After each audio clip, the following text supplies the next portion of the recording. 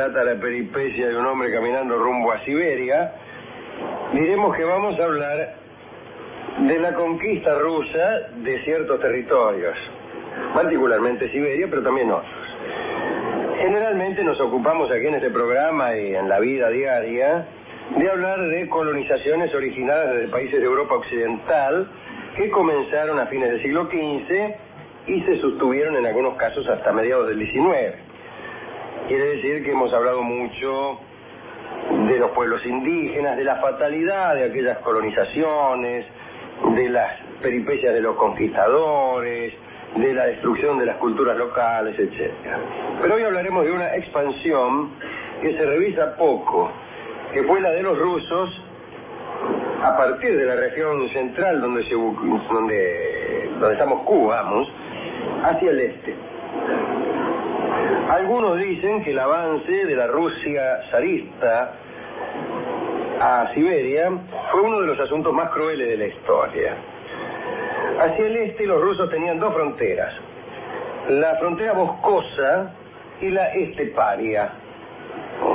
La boscosa estaba habitada solo por grupos primitivos, algunos de los cuales todavía se hallaban en la edad de piedra cuando llegaron los rusos. El cruce de los Urales, ¿saben que son unos montes que dividen así, separan Asia de Europa, si usted quiere? Por la zona boscosa comenzó con verdadera fuerza allá por 1580, pero se volvió verdaderamente cruel hacia fines del siglo XVII, cuando el comercio de las pieles se convirtió en una de las principales fuentes de ingresos del Estado. El motivo del avance fue que en los alrededores de Moscú esas pieles se habían terminado. Ese fue el principal motivo del avance sobre el este. No territorial, al menos no en este momento. Ya habían cazado todos los animales, y entonces había que ir a cazar otros. El gobierno, que era el principal comerciante de pieles, imponía tributos sobre esas pieles a los nativos conquistados. El zar autorizaba la actividad de los cazadores privados, pero tenía la potestad de elegir las mejores pieles y el resto lo grababa con una tasa del 10%. Para darnos una idea de lo enormemente lucrativo que era ese negocio, el de las pieles, digamos que por el precio de una piel de zorro negro se podía comprar una parcela de más de 25 hectáreas. Se pagaba la construcción de una cabaña también, y 5 caballos, 20 vacas, 20 ovejas y aves de corral.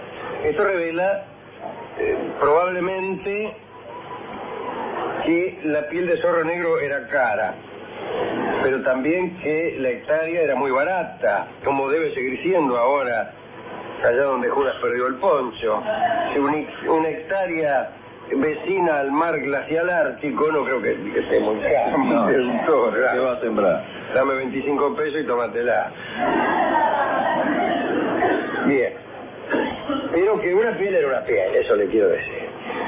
Pero, aunque por las pieles el avance a Siberia fue notable, y contribuyó también al aumento de la población en aquellos lugares, fue espantoso lo que sucedió en la estepa oriental, donde se fue en busca ya no de pieles sino de tierras. La época de aquella conquista, que comenzó en 1725, se pareció mucho a la conquista del oeste americano. A los nativos de aquellas regiones les pasó algo parecido a lo que había sucedido con los indios de América del Norte. Saben que fueron empujados de las zonas centrales hacia el oeste, no por una cuestión racista o religiosa, sino por un choque entre distintos tipos de economía. Estados Unidos, a principios del siglo XIX, estaba organizado en condados, en pueblos, parroquias, y los indios en tribus. Vivían de la caza, pero la caza no daba demasiados resultados, y entonces habían empezado a desarrollar una agricultura que para los colonos era ineficiente. esos hábitos de agricultura no podían asimilarse a las técnicas de los colonos. Por lo tanto, según los colonos, los indios debían destribalizarse y adaptarse a un sistema nuevo.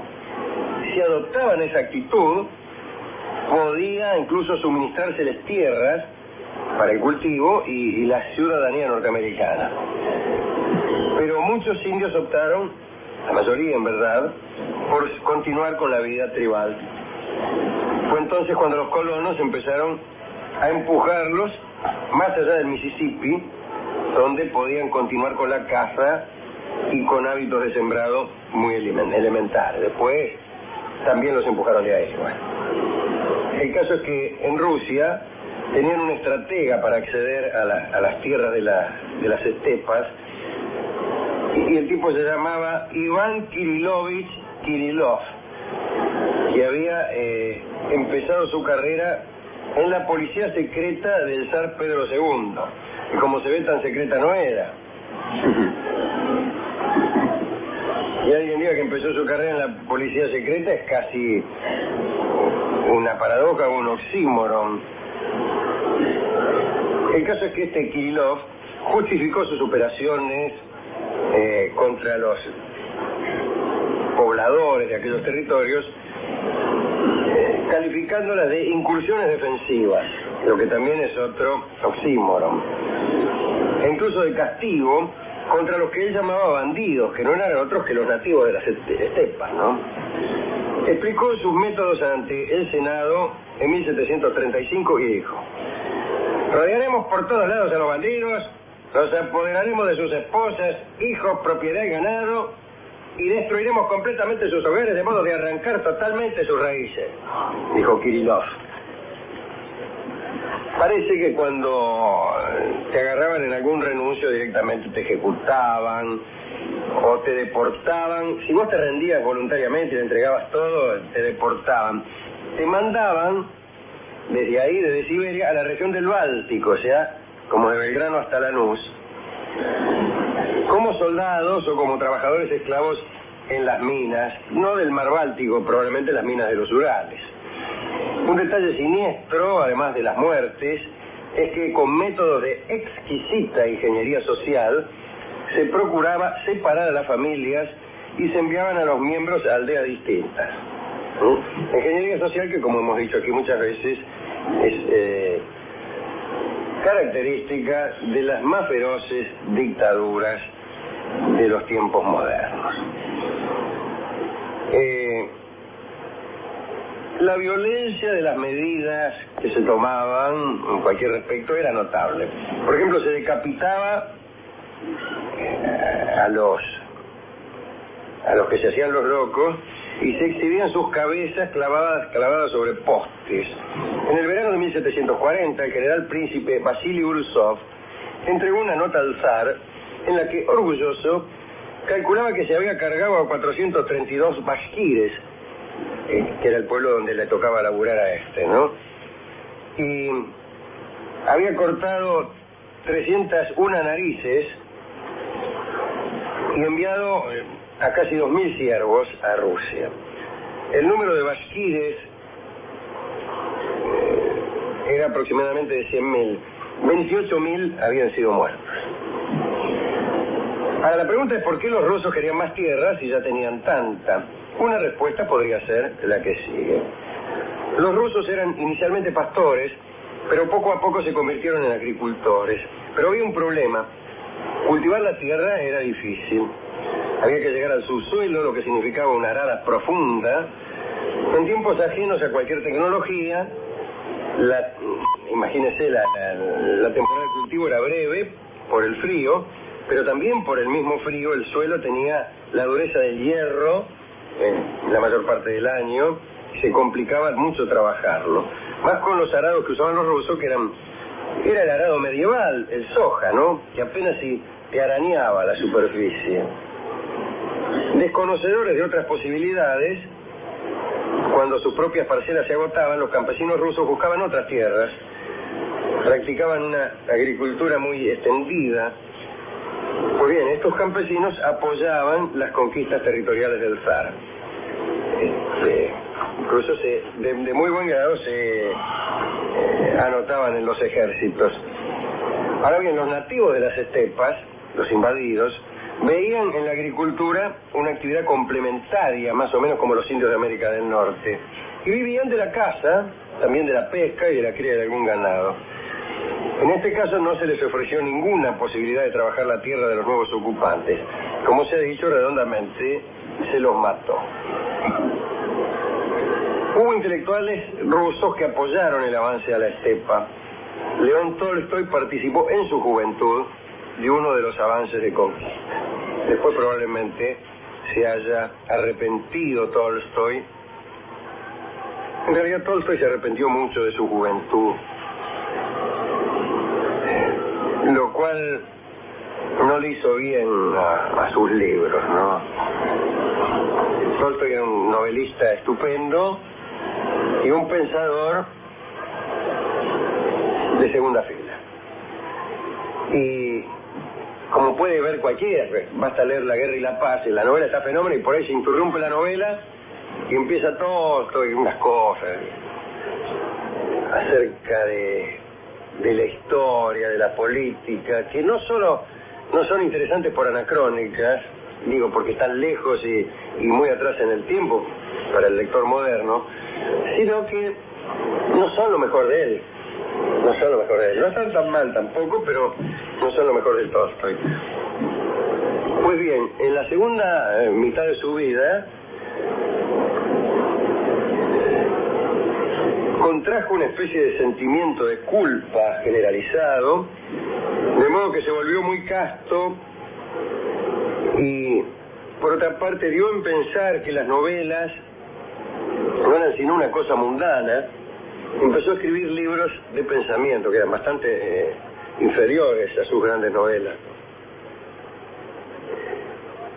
Sin embargo, la novelita esa que yo le decía que a mí me gusta tanto, La muerte de Iván Ilich, la escribió en épocas en que casi no escribía novelas. Y le salió fenómeno. Pero bueno, no importa, dejemos a Tolstoy y digamos para terminar que la unanimidad de la opinión rusa fue lo que posibilitó el despojo y en muchos casos la destrucción de antiguas razas de por ahí, ¿no? Murieron cientos de miles de tártaros, ostiacos, cheremises, chuvashes, carapalcacos, turcómanos y uzbecos. El otro día por alguna razón estábamos indagando acerca del idioma turcmano, donde los pueblos sobrevivieron como súbditos del zar. Sus jóvenes fueron militarizados y convertidos en agentes de la ofensiva rusa hacia el sur y hacia el este. Y con esos hombres se formó la famosa caballería de los cosacos, un poderoso brazo del ejército ruso. Los cosacos aprendieron a someter a otros como antes ellos mismos se habían visto aplastados. Así que esto es lo que teníamos que decir hoy acerca de la conquista del este por parte de Rusia. Siempre vemos películas sobre la conquista del oeste. Esta fue la conquista del este y del sur también, ¿no? Porque todos esos pueblos que están ahí entre el mar Caspio, el mar de Aral, son pueblos que se incorporaron bastante tardíamente al dominio de los rusos. Llegaron ahí donde los turcómanos llegaron 1850 y tanto. Así que bueno. ¿A quién podemos dedicar esto? Bueno, a Miguel Strogoff, el correo secreto del zar. A los guardas del ferrocarril transiberiano, que va, supongo yo, desde Moscú a Vladivostok. Me gustaría aprenderme todas las estaciones. Yo sé la del ferrocarril San Martín hasta José C. Paz, pero me gustaría aprender la del transiberiano desde Moscú a Vladivostok.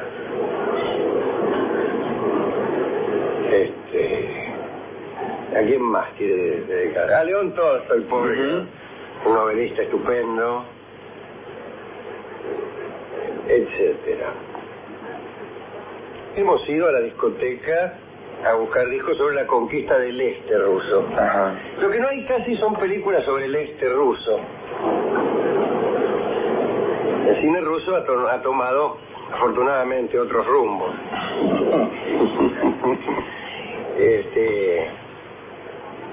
Así que no hay películas, ya no de vaqueros, porque supongo que no habrá vaqueros en el este, dada la ausencia de vacas. Sí. Lo que justifica un vaquero, más que el cine de Hollywood, es la vaca. Pero podría haber películas de domadores de zorros. Ajá. O algo así, no sé. No, pero no es tan atractivo, yo no. A mí me gustan las películas de nieve, ¿a usted no le gusta? ¿De nieve? Sí. Ah, bueno, en Rusia son todas de nieve las. Ajá, no, decía la doma de zorro por ahí no es. Incluso te pueden decir que están en cualquier lugar. Con tanta nieve y no se distingue un lugar de otro. Ajá. Pero no ha habido. Y tampoco en la discoteca tenían canciones, debe haber muchas canciones. Me gustan mucho las canciones rusas de un lado o de otro, pero no tenían ahí. No tenían canciones rusas. ¿Y entonces cómo se la arregló? ¿Cómo hizo? ¿Con qué va a ilustrar esta charla entonces? Bueno, pedimos canciones sobre pieles, sobre el comercio de pieles. Ajá. El comercio de pieles es un tema para la poética, para la canción popular. ¿Así? Sí, bueno, no sé, pero me imaginé que sí, que podía ser interesante. Las curtiembres. Claro, y encontraron en el tango Aquel tapado de Arminio, que ciertamente es un tango sobre el comercio de pieles, incluso hasta habla sobre la forma de pago de aquella piel. Se pagaba a largos plazos, o al menos a plazos más largos que la duración de un amor. Ajá. El tapado lo estoy pagando y tu amor ya se acabó. ¿Cuál es la duración de un amor? Respuesta: algo así como la mitad de la duración de las cuotas de un tapado de Armenia. Hágase la siguiente experiencia. Pregúntese en una casa de comercio cuánto cuesta un tapado de armiño y cuál es el régimen de pagos. Y cuál es el plazo máximo que otorgan.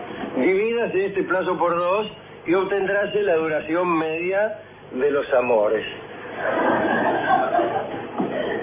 Se pregunta, ¿cuántos meses me lo da? Y se lo puedo dar a 15 meses. Muy bien. Duración media de un amor, 7 meses y medio.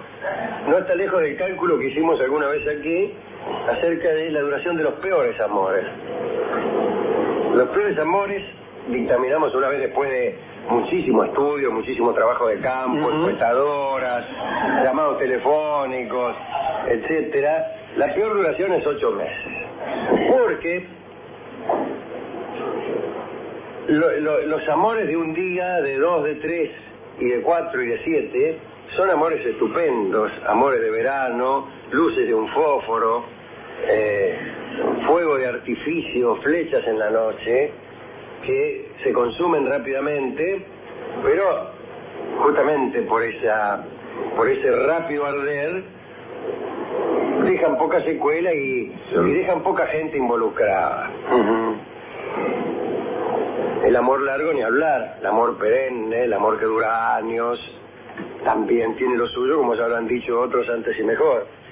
Pero el más sonso es el amor de 6, 7, 8 meses, que no es ni breve como para justificarlo por la pasión, por la ocasión, por lo inevitable, ni es tampoco durable como los amores nobles.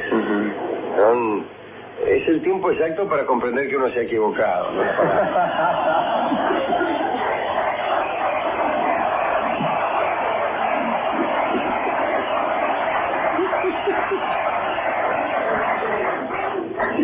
Escucharemos entonces el tango Aquel tapado de Arminio, cantado por don Edmundo Rivero con el acompañamiento de don Roberto Grela, en homenaje a los animales que son cazados para hacer con ellos tapados de armiño.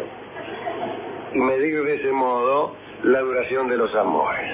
Adelante, don